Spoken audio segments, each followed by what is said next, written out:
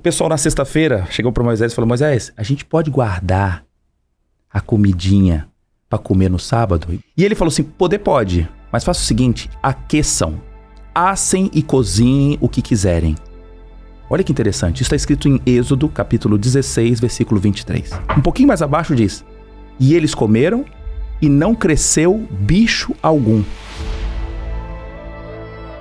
Mas em que momento você acopla, né, a farmacologia à Bíblia? Porque eu achei fantástico. Bota aí, Bru, o livro. Eu achei lindo isso. Biblioquímica. Evidências, né, das ciências biomédicas na Bíblia. Na Bíblia. Eu achei isso lindo. Que e você legal. Ainda pega ali, bota elementos químicos, né, que estão na tabela, que estão na química, né? Me explica um pouquinho como é que nasceu essa relação de bioquímica com o divino, ou com a espiritualidade, com o que justifica nosso lado de transcendência. Em 2002 me formei e achei que seguiria a minha vida como um professor acadêmico trivial. Ia fazer meu mestrado, doutorado em 2009, levando a minha vida dentro da igreja com as minhas atividades de música, teatro, ensino e em paralelo, né? Levando aquela vida que alguns chamam assim secular e a vida dentro da igreja. Tava tudo direitinho? Tudo direitinho. Você tava com a mulher que era uma amiga. Isso. Que a gente se casa com os amigos, não com os inimigos, né? É verdade. Então, assim, você e não são os opostos que se atraem, são os dispostos que se atraem. Dispostos e pacientes e resilientes que ficam juntos. E aí, em 2010, eu passei no concurso na Federal. Eu falei, pronto, agora a gente sossega aqui. A vida tá... Tinha também meu emprego dentro da universidade, que eu sou professor até hoje, da UVV. Universidade Vila Velha. E aí, falei, bom, tudo certo. Quando chegou em 2013, minha esposa falou assim, que você podia fazer seminário teológico. Jura? Ela ia fazer primeiro. Ela falou assim, mas vai você primeiro. Ela me incentivou. E aí, meu filho ainda não tinha nascido. Era o momento ainda que a gente estava ali... Ainda tinha um tempo, né? Tinha só para minha filha. Isso. Falei, puxa vida. E aí, inclusive, em uma das mensagens que nós estudamos lá, se fala sobre o nome Emanuel, que significa Deus conosco, ou Deus dentro do barro. E aí o nome dele Emanuel. É Emanuel, né? Que hoje. Lindo. Terminando o seminário, eu fazia anotações para mim mesmo, de passagens bíblicas. Você foi fazer teologia por uma questão assim, uma cultura extra. Como assim, não é possível, desde 96, estudando a Bíblia e tal, eu quero conhecer mais. Então, vamos fazer isso aqui, deixa Deus ir ajudando a gente ao longo do tempo. E aí eu ia fazendo anotações para mim mesmo, de passagens bíblicas que eu falava, peraí, a medicina conta isso aqui, mas a Bíblia já relatava, né? Uma passagem que me chamou a atenção muito no começo. A gente fala sobre processos de pasteurização. Pegar um alimento, aquecer, para não deixar crescer nenhum micro-organismo. E aí tem um capítulo do livro que eu chamo Pasteurização ou Mosaização.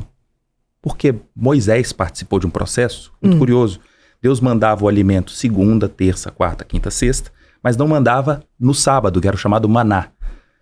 O pessoal na sexta-feira chegou para Moisés e falou, Moisés, a gente pode guardar a comidinha para comer no sábado, igual a gente faz em aniversário? Sim. O bolo é mais gostoso no outro dia, a pizza, né? Quando a gente... E ele falou assim, poder pode, mas faça o seguinte, aqueçam, assem e cozinhem o que quiserem. Olha que interessante, isso está escrito em Êxodo, capítulo 16, versículo 23. Assem e cozinhem. E aí, um pouquinho mais abaixo diz, e eles comeram e não cresceu bicho algum.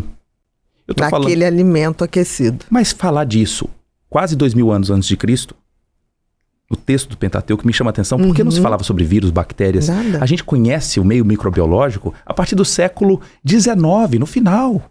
Né? Quando se percebe que as doenças seriam transmitidas, ou seja, não tem mais que 150 anos. O Brasil já era independente, não se falava nem micro-organismo.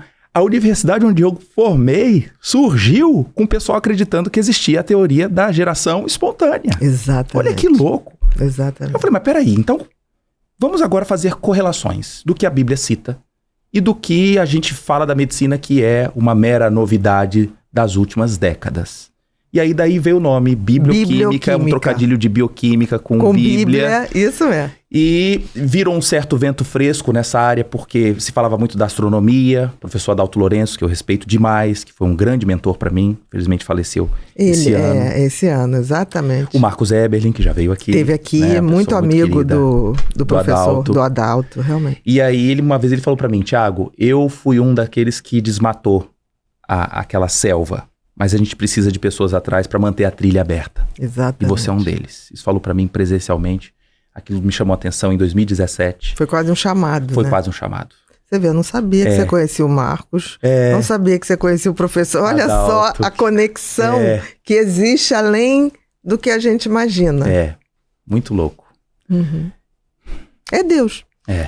Tô lembrando dele aqui. Aí, em 2016, eu fiz esse livro com a gráfica. Uhum. Eu não tinha dinheiro para fazer. Editora, nada. Não tinha. Uhum. Se eu tivesse que esperar a editora, Ana, não ia dar certo. Aí eu falei, vou imprimir 1.800 livros e vamos ver o que dá. Em 3 meses vendeu tudo. Olha só. E eu fui apresentar esse livro em Curitiba, numa igreja lá, batista. Uhum. Um dos funcionários da editora AD Santos viu e me convidou pra gente poder fazer com essa nova capa. Com a capa, tudo direitinho. E já estamos aí quase, então, com 8 anos desse livro. Que legal. Embora muitos centros, como Rio de Janeiro e São Paulo, ainda não conhecem. Se você for acabando vendendo para as tuas praças universitárias, isso, ou as igrejas onde você frequenta. Sim, sim. Que legal. E a gente, assim, apresenta, então, a Bíblia de uma outra forma. Uhum. Vou dizer que a Bíblia é a grande espada, mas aí seria um canivete. Vamos dizer assim, que ela só fala, olha, vale a pena você ler. Por mais que você não seja cristão, vale a pena ter o conhecimento bíblico. É uma cultura interessante. Se chegar no Louvre, Museu do Louvre, 50% do Louvre é Bíblia. A sala de Mona Lisa, quando você olhar para trás, tem um quadro enorme, que são as bodas de Caná. Olha só. Onde Jesus transforma água em vinho. Ele faz uma ideia toda anacrônica, colocando Veneza na história, mas coloca o símbolo do Pai, Filho e Espírito Santo, coloca ali o sacrifício da cruz, coloca o homem e a mulher casando. É interessante.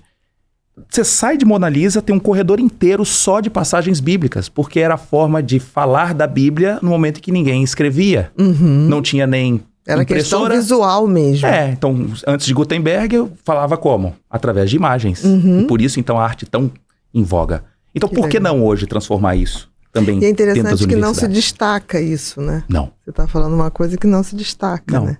Hoje, algumas igrejas têm se tornado Nada contra museus. A Mona Lisa. Nada contra. Não, acho que a Mona Lisa é sensacional, mas sensacional. Além de... Mas a gente abria o entorno. O ver ao entorno, exatamente. Você deve ter ido já.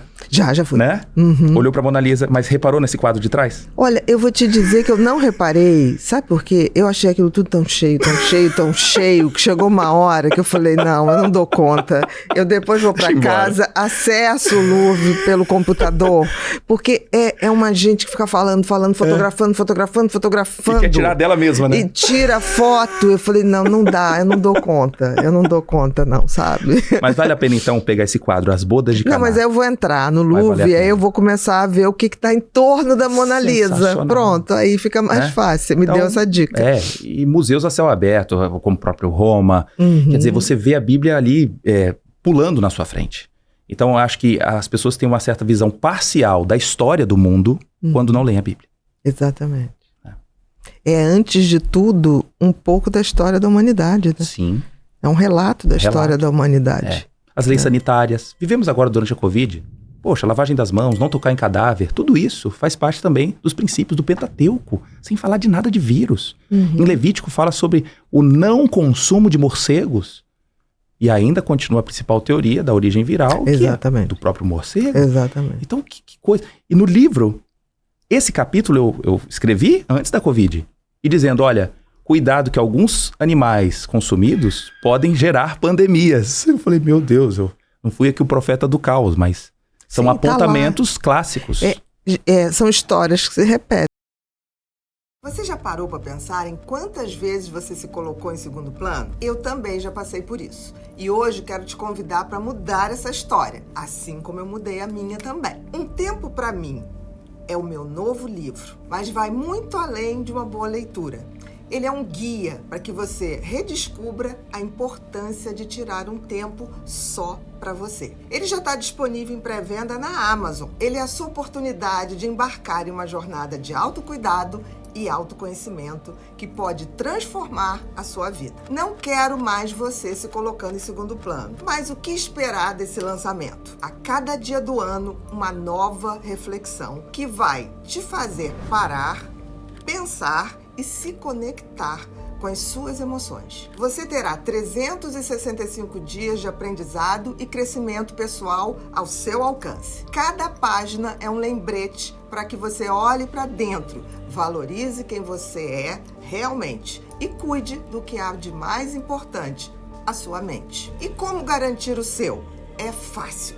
O livro está disponível na Amazon e nas principais livrarias online do Brasil. Não perca tempo e reserva o seu exemplar agora mesmo. Eu te encontro nas páginas desse valioso autocuidado que está por vir. Um grande beijo e a gente se encontra lá no nosso tempo.